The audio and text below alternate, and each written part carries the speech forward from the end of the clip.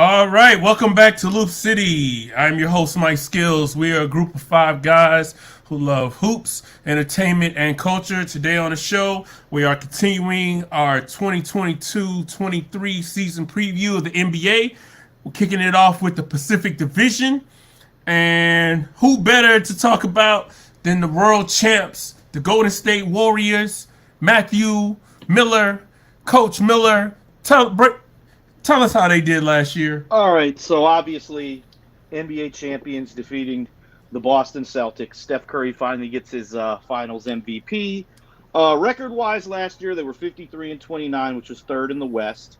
Points per game, they were middle of the pack at 15th out of 30 at 111. Opponents' points per game, 105.5, third of 30. Their pace was 98.4, which was 13th out of 30, middle of the packish again there. Offensive rating 112.5, which was 17th of 30. Defensive rating 106.9, which was the best in the NBA.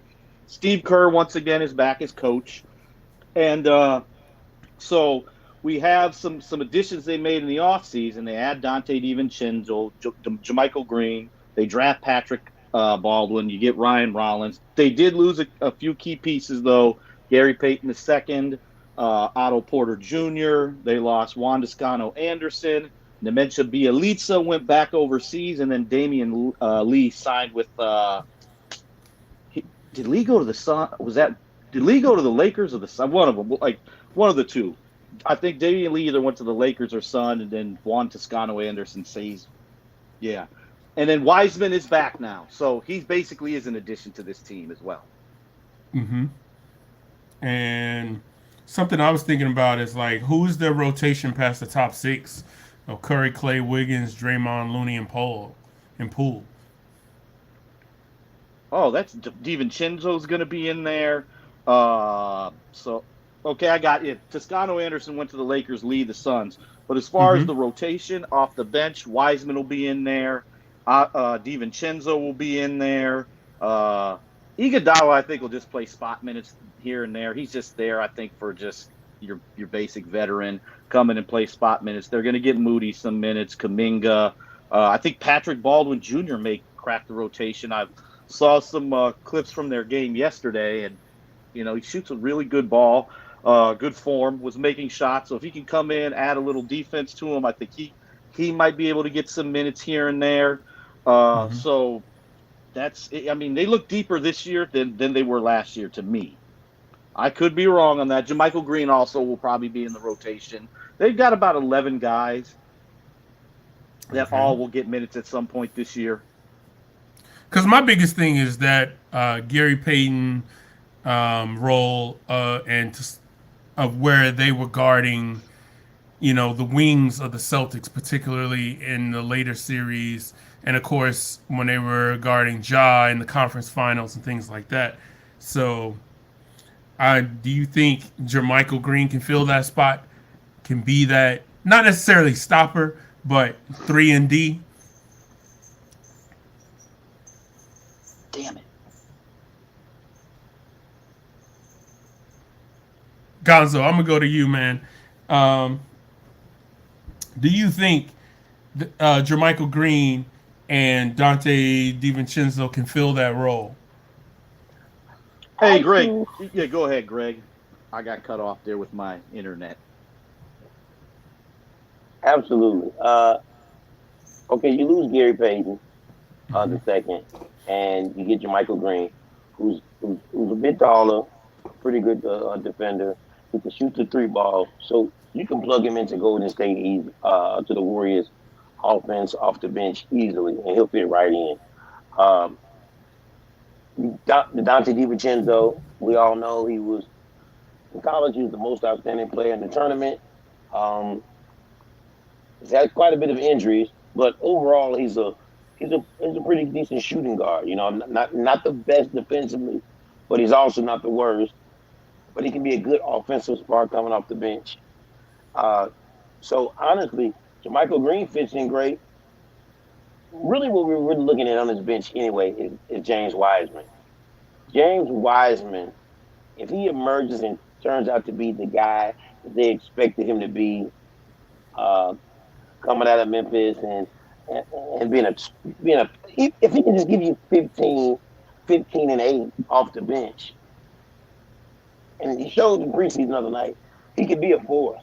He had 20 and 9 in the preseason game. If he can be the X factor for this team coming off the bench, I mean, the sky's the limit. The sky's the limit for the Golden State Warriors. Hell, that was actually one of the next questions I had here on the rundown. So, Jermichael Green could potentially, you got him pegged to possibly be that X factor. All right.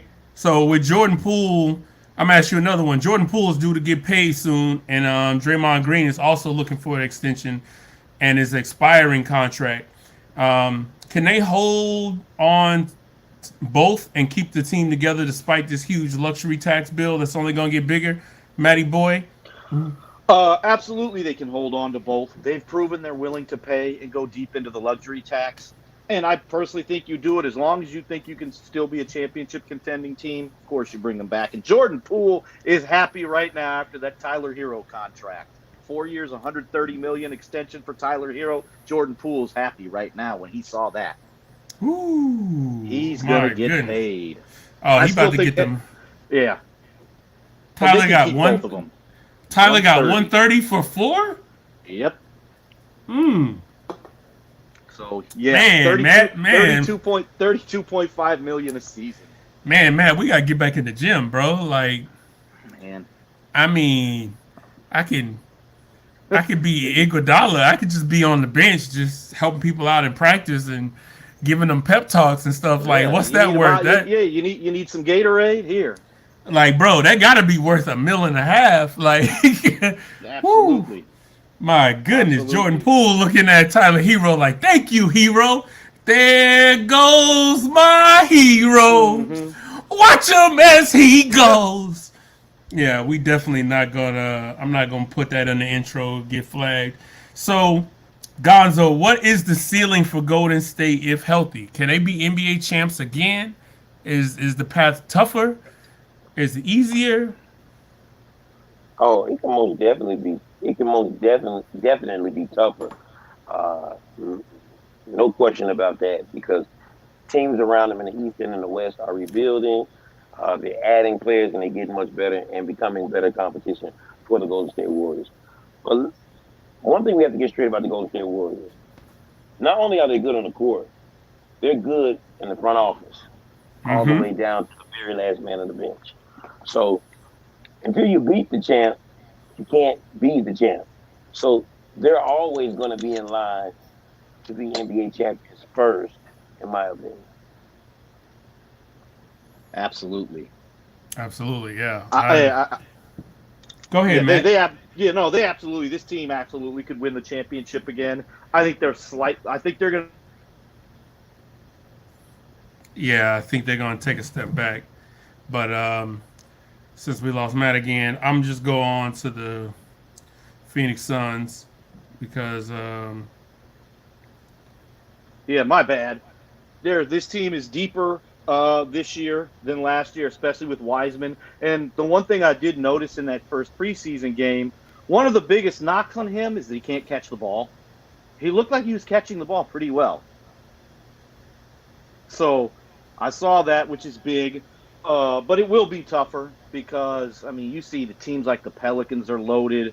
Phoenix, Dallas will probably take a step back, but still good teams. They're not going to it's not a cakewalk. But, until, the Clippers are back fully healthy this year as well. So it's going to be tough, and that's just the West. Out East, they could get a tough matchup like the Bucks or the Philadelphia 76ers with all that size. Yeah. Okay. Moving right along, we're going to go next to the deep desert, the Phoenix Suns. Matty boy, you want to take it away or no? All right. So the Phoenix Suns finished with a record of 64-18. They were first in the West, actually had the best record in the league.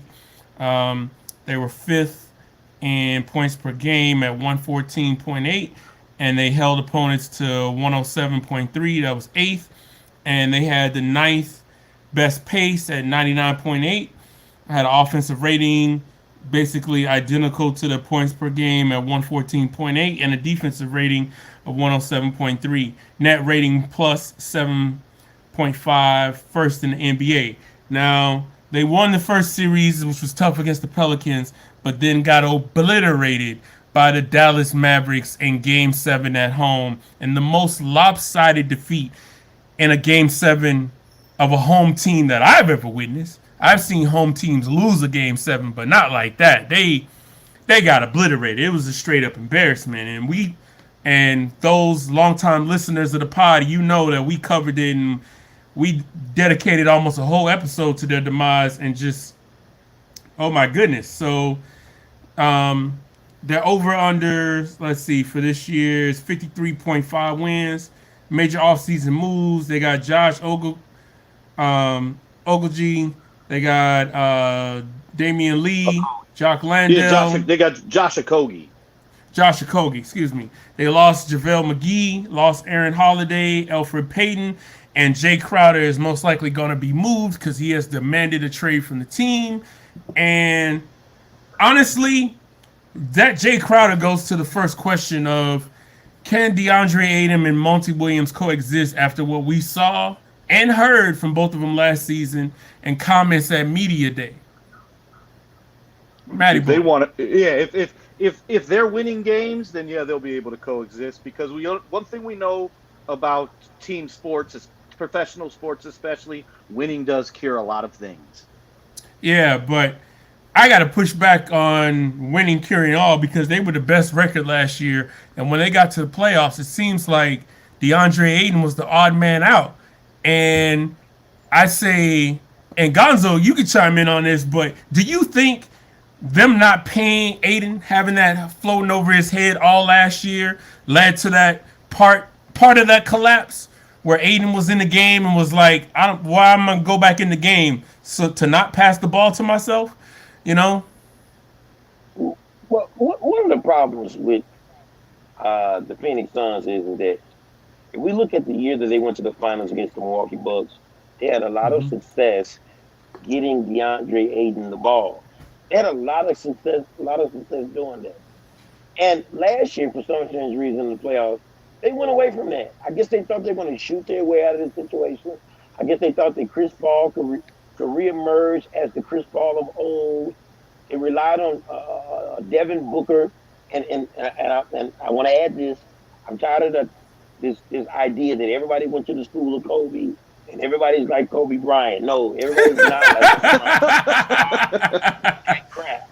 Please. Yes. That must stop. Jason Tatum is Jason Tatum. Yeah, he picked up a couple of Kobe's tricks, but he is not Kobe Bryant. Not on any level. And trust me, most certainly, Devin Booker and DeMar DeRozan are nothing like Kobe Bryant, except for they do a fadeaway jumper from time to time. That is it.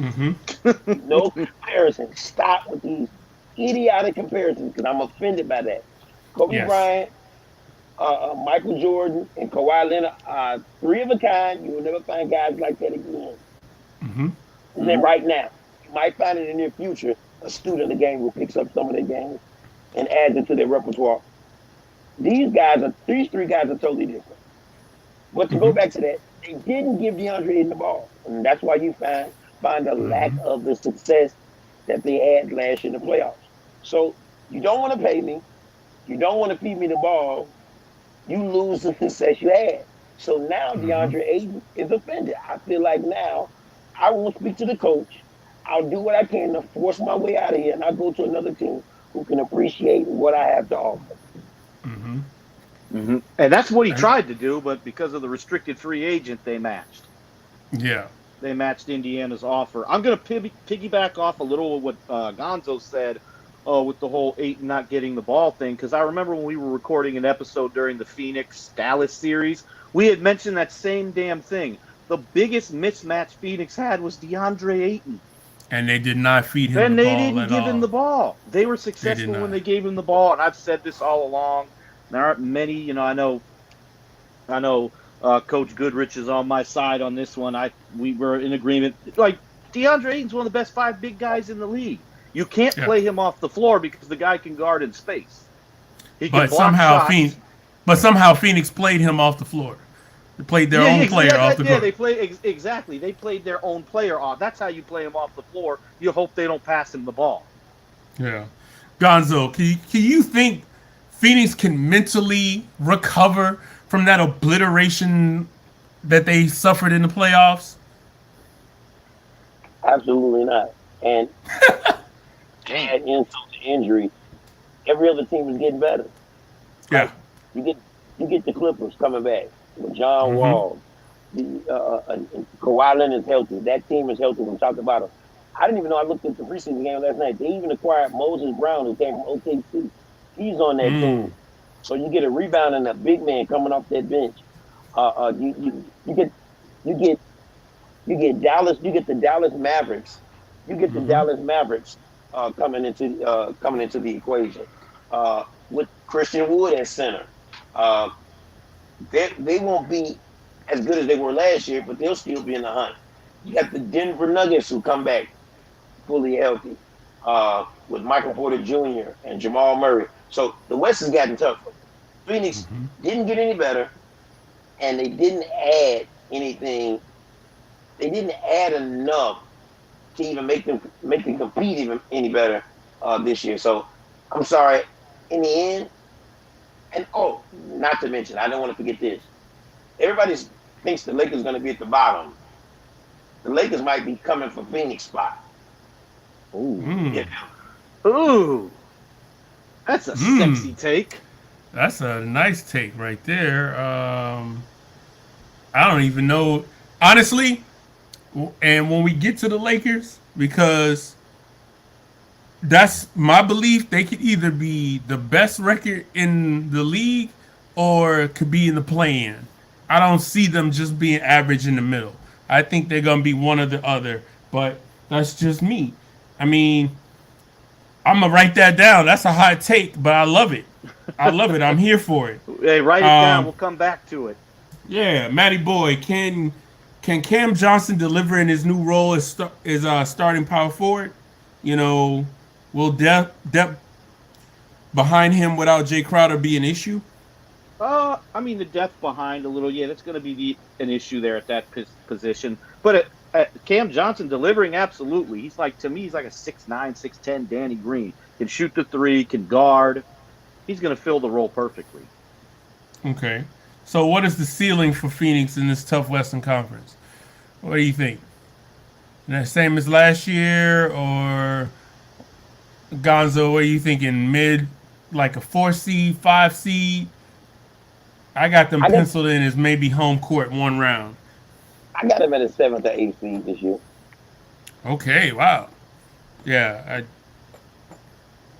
that's fair because they are taking a step back. Matty Boy, where do you have them finishing this year? They can still finish in the top 6. I mean, if everything breaks right, the whole stuff with Ayton gets resolved, they get him the basketball more, they can still be a top 4 team. But now it could go the complete opposite direction, and it just keeps spiraling down, and they finish and they get in the play-in. Okay.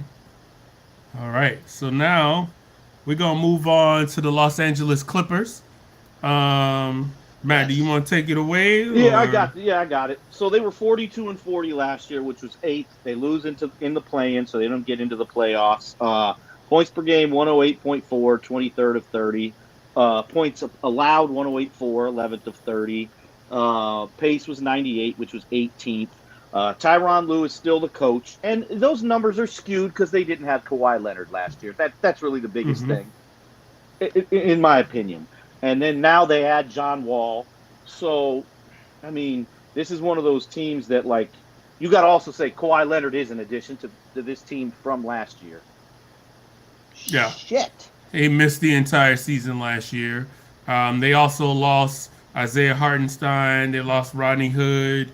Kawhi's back with a torn ACL after missing the entire season. And who's this also? Jason Preston is back missing a ACL. He was one of their rookies last year, I believe. Yeah. So, Gonzo, the Clippers have so much depth this season. how can Ty Lue manage everyone's minutes while making everybody happy? Well, the good thing is they have so much depth now that you don't have to burn your starters out, like Paul George and Kawhi Leonard and John Wall and Rick Hendricks. Now all you have to really do is focus in on coaching and rotations and finding out who to put in and when and where to put them in. Uh, so really, this thing is really about that and health. If they're healthy, they could be one of the top teams in the West easily, easily a finals. Uh, they can easily make it to the finals as well. Fuck. My main thing is I'm worried more so about the health. Kawhi Leonard has had injuries almost every season. Almost every season, he's sitting out games. Uh, I understand he's come back now. His body more in shape. His legs look stronger. His body looks stronger. But my question is, I want to see how he looks uh, in games at game speed, and I want to get a better evaluation of that. Other than that, I got them as the dark horse to make it to the NBA Finals. That's a very good pick because I've been looking at them and their lineup, and I mean the question as to who starts next to them as point guard, and who's at the center, and the power forward position. I'm not so nervous about that as much as I am just making sure Kawhi is right. Because if Kawhi is right, the sky's the limit with this team. Kawhi is right. I mean, who's more feared in the NBA than him right now out of all the other teams on there? I don't think anyone else fears. I think people fear Curry. I think people maybe fear Giannis. They fear Embiid. I think people fear Kawhi. I think people circle that game on the calendar and they're like, oh shit, I better get my rest tonight. I better get ready for tomorrow. I better have all my energy up. But I would like to see them continue with Reggie Jackson at the point. Last year, seeing him at the point was quite impressive. I think he had one of the best back-to-back seasons that Reggie Jackson has had in his career, and I think that's one of the most important things is they solidify that point guard position and go into the starting lineup. I got him at Matt, six man this year. Yes. yeah, I think the sixth man should definitely be John Wall. Um, I think they got a bench. They've also who I'm blanking right now. They got a bunch of wingmen. You That got they Kennard. basi- They get Kennard. And I'm thinking, I'm really blanking right now, but they Terrence have Mann. yes, Terrence Mann. They have a bunch of guys along with Kawhi and Paul George that can guard perimeter, and you can switch. You can go to a lineup with 4 or 5 guys that can just switch up and down and lock down any of the perimeter players on the other team, and I think that makes them really scary. Um, I'm gonna ask you, Matt. We've Yes. seen what Paul and Kawhi can do to help this team, but who's the X factor you think will help the Clippers this year? Honestly, I think it might end up being John Wall. Because it's still a question mark coming off of I believe it was the torn Achilles. He was decent for Houston, but can he step in on a championship contending team and really provide the spark that they're going to need, whether it's in a starting role or off the bench, And one thing that he can do is guard. So will he still be able to have the lateral movement, coming off this Achilles? And if he can do those things and be productive in that role, not saying he's going to be the same guy, but if he can guard at a good level, not great like he used to do, come in, run the team, make some shots for him, just provide that energy I think that he can bring. Then, I think he could be I think he's the X factor for this team. So staying with you, what's their X factor? What is their ceiling this year? Excuse me. Ceiling, NBA championship. NBA champion. I think it's championship or bust with this team this year. Gonzo? Championship. I like it. I like it. Now, moving along to a team that we probably open up first with, but since they finished 33 and 49 last year, it's kind of hard to have them at the top of the pecking order. We're talking about the Los Angeles Lakers. Matty Boy, can you take this one? Yes, as you said, 33 and 49. They finished 11th in the West, meaning no play-in. New coach this year, Darvin Ham. We'll see how it goes. I like him. He was a longtime assistant with Phil Jackson, I believe, when Phil was the coach there, and with he's been an assistant with them before, so he knows the organization well. He's also one of the guys when he was at Texas Tech. He shattered the backboard in warm-ups of the NCAA tournament. Oh, Pepper's Farm remembers. Yeah. Pepper's I wanted to throw that out there. Yeah, 112.1 points per game, which is 11th of 30. 115.1 points a game allowed, which was 28th of 30. Pace was 100.1, which was 4th. Offensive rating 110.3, which was 23rd in the league. Defensive rating 113.3, 21st in the league. So they were bottom third in the league in all the categories, which is not good. Especially defensively, they were awful. Now, obviously, Anthony Davis just couldn't stay healthy last year, and he's kind of the anchor of the defense. But you also add Patrick Beverley, which we know that's going to help them defensively. They bring back Dennis Schroeder, which we'll see. Lonnie Walker is with the ball club now, and I like that signing. I really like Lonnie Walker the fourth. Damian Jones has come over from Golden State. Thomas Bryant they bring back to the organization. He was there a few years ago. Got him back from why. If he can come back and be the guy he was before the ACL in Washington, nice pickup. They get Troy Brown, who was with the Chicago Bulls recently. We'll see what he is. They did get Juan Toscano Anderson here. I don't know why I thought it was Phoenix. Yeah, they got both of them. I don't know why I thought that. But yeah, then you have Max Christie. So, and I think this team actually is going to be a lot better than people think. Okay. So let's before we go forward, let's address the elephant in the room. Gonzo, what happens with Russell Westbrook this year? How does Darvin Ham, what does he do that they didn't do last year? Well, if you look at Russell Westbrook, which seems like a down season for him, but for anybody else, it would be a great season. His field goal percentage wasn't bad. His assist numbers and I think rebound numbers were down a bit, but he still averaged like 18 plus points a game. I think he got like six or seven rebounds and 6-7 assists a game, so he wasn't terrible. He just wasn't the typical Russell Westbrook that we saw, that we used to seeing, should I say. OKC Russell Westbrook was a stat stuff. Washington Wizards Russell Westbrook, stat-wise, his numbers were stacked, but the efficiency was very low. Last year, he was more efficient than he's ever been, probably throughout most of his career. So we're not going to blame everything on Russell Westbrook. We got to blame a lot of it to injury.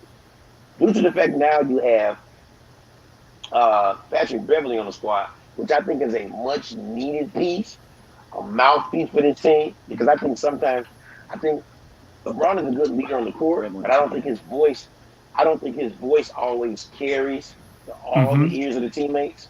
But it's good to have a second guy like Patrick Beverley. I think a person like him on the team kind of gets the ears that LeBron can't get. He can reach those ears, with his voice. And I think in this case, you'll find a facilitating Russell Westbrook who will kind of attack the basket when needed.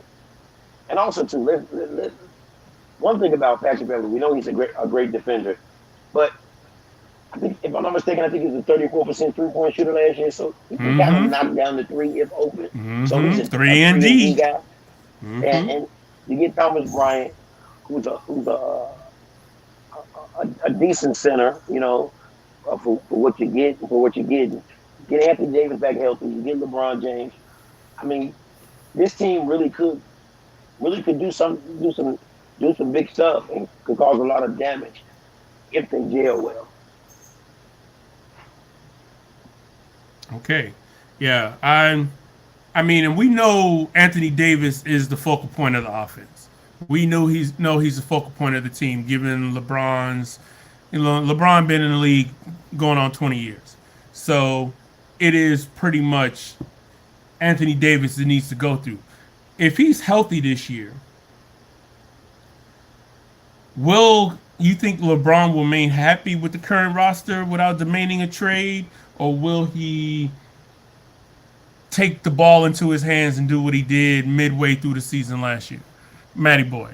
I think LeBron for the most part will remain happy because I actually think this is going to be an improved basketball team, and I do want to say something about Russell Westbrook, Washington Russell Westbrook. We know the stats are there, the triple double, but we have to be honest. When he came back to that team after he was hurt, they took off and ended up making it into the play-in and all that good stuff when he came back to the team. Now, granted, he can't play that way with this team. He's going to have to learn to pick his spots. Maybe that means he comes off the bench. Maybe because if you can bring him off the bench and he can be out there when LeBron is not on the floor, like in a lot of the non-LeBron minutes, he can really lead this team, I think, and do some good things. And I think maybe that's the plan. Even if he starts, he'll start the game. He'll come out when LeBron leaves, and they'll put Russ back in, and they'll kind of let him do his thing. Give him some opportunities to be that guy. And it's good that he can't do it the whole game, though, because he is older. I mean, So I'm gonna ask both of you guys this. So who starts next to LeBron and AD?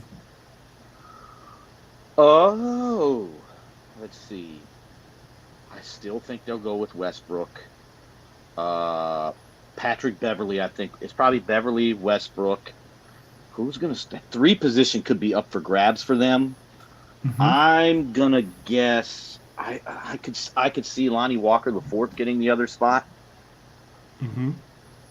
We'll see. I like him the most. Maybe Troy Brown Jr., with his athleticism, his length, is he going to be able to guard, make some shots? If he can do those things, he may get that spot as well.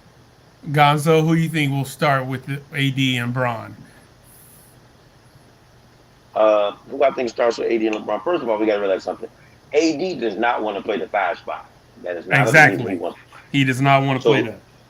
So what it's going to be? It's probably going to be Thomas Bryant at center, Anthony Davis at power forward, LeBron at small forward, Patrick Beverly and Russell Westbrook will be your starter. I like it. So stand with you, Gonzo. And Thomas Bryant can spread the floor too with the shooting. Yeah, stand with you, Gonzo. What do you think the ceiling for the Lakers is this year? I mean, if all goes well, and if there's no major injuries to those two teams, like Golden State and the Clippers, don't be surprised if the Lakers jump a lot of those teams like the Mavericks, the Denver Nuggets, the Phoenix Suns, Memphis Grizzlies. Don't be surprised they're third. Matty Boy, what's the Lakers ceiling? Okay, their ceiling, I actually think, if everything breaks right, top 4 in the West. There's so many moving parts to this team, and we got to see how all the pieces fit on the puzzle. So I think that's the biggest thing. What Westbrook are we going to get? If we get a much better Westbrook this year who's adapting to his role, but that goes into things breaking right. But I'll say top 4. I think top 4 in the West is their ceiling, which means if you can get into that top 4, anything can happen come playoff time. I mean, shit. What happened, 3 years ago, goddamn Portland makes the freaking conference finals. So anything can happen. I mean, nobody had, outside of Gonz, I don't know anybody who had Dallas in the conference finals a year ago. Anything can happen when you get in the playoffs. I thought you were about to do the Kevin Garnett. Anything is possible! No. Okay. So now, there's only one team left that finished 30-52, the Sacramento Kings. And as always on this podcast, the Kings are gonna king. Take it away, Matt. Well, okay. Yeah, as you said, 30-52, which was 12th in the West. 110.3 a game, points per game, 16th, middle of the pack. Allowed 115.8, which is 29th of 30. Pace 99.8, 8th of 30. Offensive rating was 109.9, which was 25th. The defensive rating 115.3, which was 27th. New head coach this year, Mike Brown. We saw him in Cleveland. He was short-lived with the Lakers, very short-lived at his job there. But he's been with Golden State the last few years. Defensive-minded guy, a Popovich disciple as well. I just want to throw that out there. Also, they added Keegan Murray, They get Malik Monk, who was with the Lakers. They trade for Kevin Huerter, who I really like. You get Sam Merrill. You get Matthew Dellavedova, who's coming in, so we know what he can do, an irritant. Delhi. Yeah. And then, so I like the roster. We always say the Kings are going to king, but they have made some recent good draft picks. I really like De'Aaron Fox. I love this Keegan Murray guy. I like him. He was the 4th pick in the draft, can really shoot the basketball, can score a little bit off the bounce. We'll see what he's going to do defensively. But I do like this roster. I'll say that. I don't think this roster is awful. All right. Gonzo, I'm going to ask you, can De'Aaron Fox build off his success to end last season and finally become the star everyone thought he'd be when drafted? And that's actually a 2-part question. Did you think he was going to be a star when he was drafted, Gonz? Absolutely. I knew De'Aaron Fox was going to be good. And you know what? He'll still be the same De'Aaron Fox or maybe a tad bit better. See, with him, it's the supporting cast around him. Look, it's the Sacramento Kings, people. Everybody can't make it, And the Sacramento Kings are one of those teams where, they just don't have enough to compete, and the organization just isn't smart in the front office, And there's no disrespect to them. It's just that they just haven't been able to get it done since Chris Webber, Mike Bibby, Doug Christie, Vlade Divac. They haven't been the same franchise since then, and I don't see it coming back anytime soon. I understand you make the trade for Domantas Sabonis, last year. You go get Keegan Murray, who's great scoring the ball in summer league. Can he do that against NBA talent? A lot of questions still remain to be answered, So it's the Sacramento Kings. Remember, in this case, the ceiling for this team is the floor because there's no ceiling.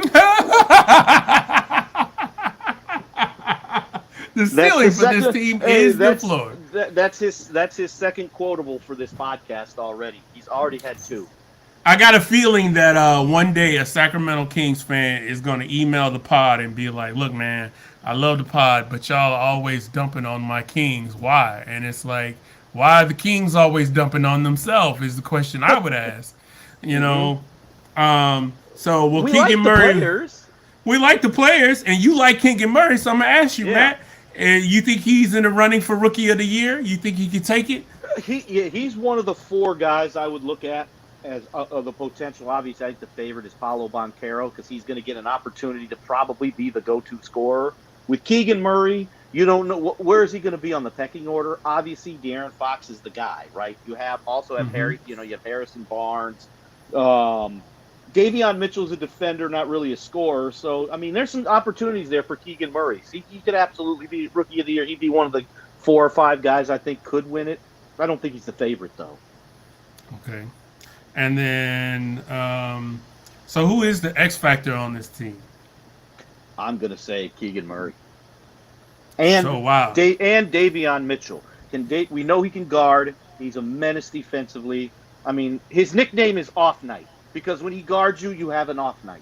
So we know he's a menace great nickname to defensively. have. It is a dope-ass nickname. But is he going to be able to consistently make shots? That's the key. All right. And I'm going to ask Gonzo, does the additions of Herter, Monk, and Murray, plus defensive-minded Coach Brown, move the needle enough for Sacramento to make noise this year? I mean, they'll make enough noise in Sacramento. They might get maybe a couple more wins, but playoff and play-in, absolutely not. They just don't have what it takes. I'm sorry. And no offense to Kings fans. If you watch enough basketball and you know your franchise like you should, you'll also know, looking at that roster and looking at that front office, you have no chance. Pray now, cry later. God damn. Pray now, cry later. Man. So, I can't get over that. The floor is their ceiling. So, I mean, Matty Boy, what is what do you think? What you mean? What is Sacramento like? What is their floor? That's what we're doing. What is their ceiling? What is their ceiling, man? I think they could be a 9th or 10th in the West. Watch. This podcast gonna get big enough, And I'm going to the Clippers Kings game this year. It's gonna be some Kings fans like, "Oh, you that dude from Loop City Podcast, huh?"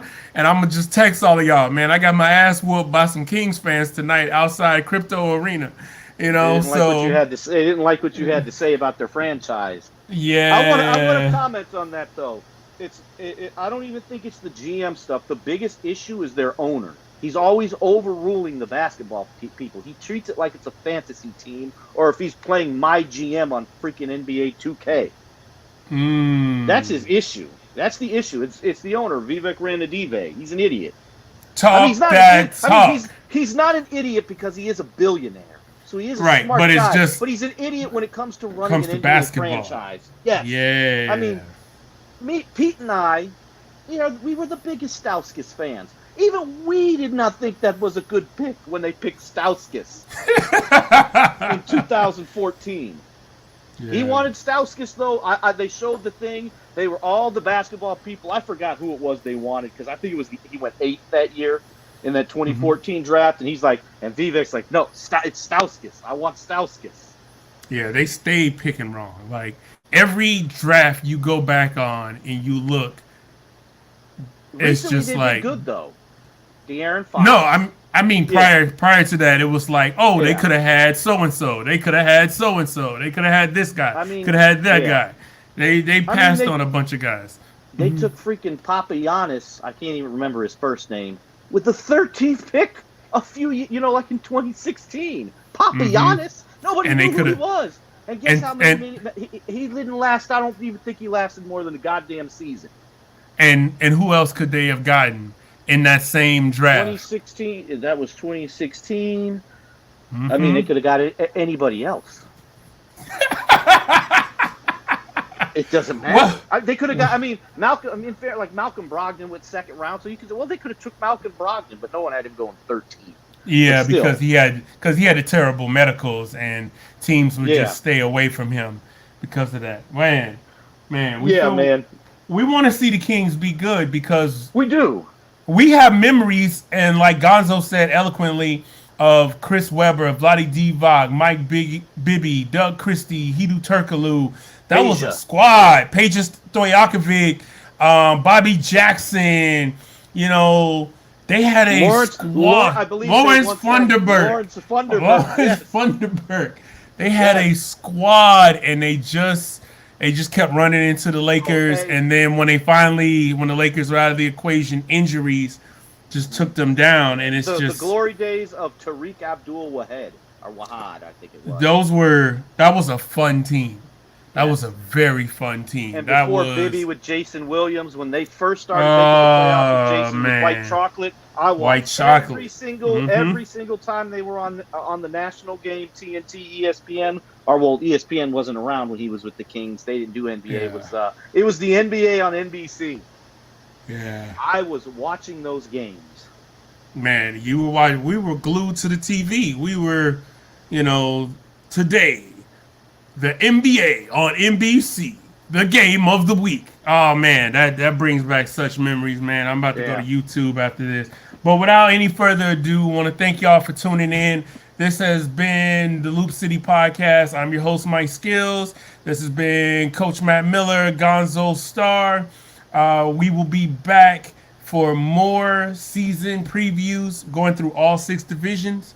In the meantime, be sure to like and subscribe on YouTube, Spotify, Apple Podcasts, and any other place that you can listen to podcasts. And we are out.